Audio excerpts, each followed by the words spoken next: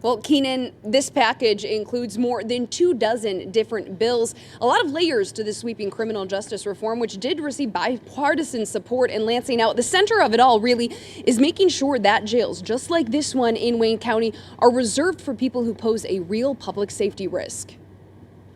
Using data from the Michigan Joint Task Force on Jail and Pretrial Incarceration, Michigan lawmakers on both sides of the aisle sponsored a series of bills, which Governor Whitmer signed into law yesterday. The sweeping reforms target things like the school-to-prison pipeline by allowing traffic offenses for juveniles to be wiped clean, along with other certain offenses. Another measure makes juvenile court records non-public. The governor appointed the task force a little over 2 years ago to review the data and to look into jail utilization in Michigan. State Court Administrator Tom Boyd says one of the top reasons people end up in jail in Michigan is driving on a suspended license. We should use jail as a consequence, a punishment, for crimes that threaten public safety.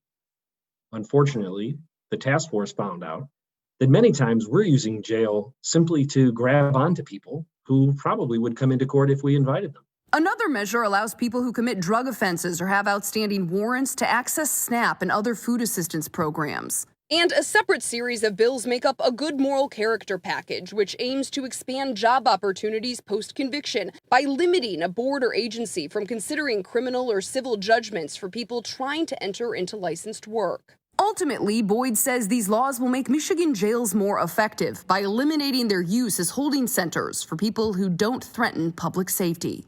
That's not wise use of our law enforcement's time to arrest people, of our jail's time to house them. It's expensive and ineffective. It also takes them away from things like work and family.